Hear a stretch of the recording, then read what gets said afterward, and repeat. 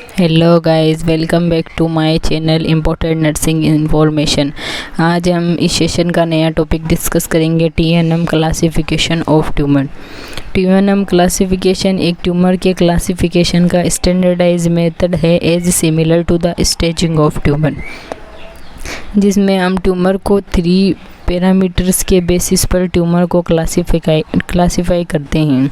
TNM, जैसा कि आपको नाम से ही दिख रहा है, टी मतलब size of tumour, N indicate करता है number of regional lymph node involvement, मतलब ट्यूमर के आसपास कितने रीजनल लिम्फ नोड इन्वॉल्व हुए हैं ट्यूमर में, उसे हम एन से इंडिकेट करते हैं। मेटास्टेसिस का मतलब होता है, मतलब ट्यूमर कितनी फैल चुकी है, उसे हम एन से इंडिकेट करते हैं।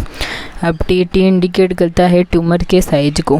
टी क्रॉस या टी नोट इंडिकेट करता है प्राइमरी ट्यूमर के नॉट बी असेस्ड, मतलब हमने असेस्ट किया तो उसमें कोई भी ट्यूमर हमें नहीं पाई गई, तो हम उसे टी नोट से इंडिकेट करते हैं। टी ज़ीरो से हम इंडिकेट करते हैं नो एविडेंस ऑफ ट्यूमर, मतलब असेसमेंट के दौरान ट्यूमर का कोई भी एविडेंस नहीं मिला, तो उसे हम टी नोट से इंडिकेट करते हैं।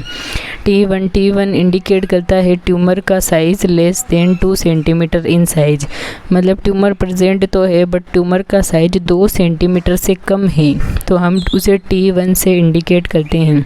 उसके बाद T2 इंडिकेट करता है ट्यूमर का साइज 2 सेंटीमीटर से ज़्यादा बट अभी भी ट्यूमर का साइज 5 सेंटीमीटर से कम है, तो हम उसे T2 से इंडिकेट करते हैं। उसके बाद T3 इंडिकेट करता है ट्यूमर का साइज 5 सेंटीमीटर से ज़्यादा है, तो उसे हम T3 से इंडिकेट करते हैं। उसके बाद T4 इंडिकेट करता है tumour present in deep structure like muscle and tendon, tumour present है डीप स्ट्रक्चर लाइक मसल्स में प्रेजेंट है ट्यूमर और टेंडन में प्रेजेंट है, काफ़ी डीप स्ट्रक्चर में ट्यूमर प्रेजेंट है, तो हम उसे T4 से इंडिकेट करते हैं। अब TIS इंडिकेट करता है कार्सिनोमा इन सिटू, मतलब कार्सिनोमा इन सिटू का मतलब है कि ट्यूमर बिनाइन टाइप की ट्यूमर है, उसे हम TIS से इंडिकेट करते हैं। उसके बाद TNM क्लासिफिकेशन पढ़ रहे हैं, तो उसमें N किसको इंडिकेट करता है, number of regional lymph node involvement, मतलब कितने रीजनल लिम्फ नोड इन्वॉल्व हुए, तो उसे हम N से इंडिकेट करते हैं। उसके बाद एन नोट का मतलब होता है कि प्राइमरी ट्यूमर लिम्फ नोड के नॉट बी असेस्ड, मतलब असेसमेंट के दौरान कोई भी प्राइमरी ट्यूमर का लिम्फ नोड इन्वॉल्वमेंट नहीं पाया गया, तो उसे हम एन नोट से इंडिकेट करते हैं।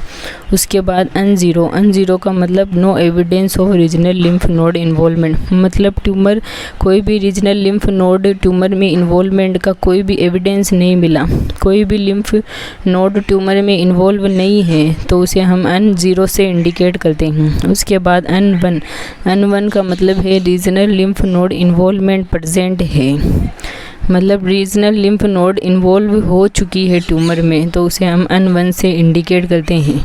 Tumour metastasis to distance region, मतलब ट्यूमर मेटास्टेसिस हो चुकी है रीजनल लिम्फ नोड के थ्रू डिस्टेंस रीजन, मतलब काफ़ी दूर तक ट्यूमर मेटास्टेसिस हो चुकी है, उसे हम N1 से इंडिकेट करते हैं।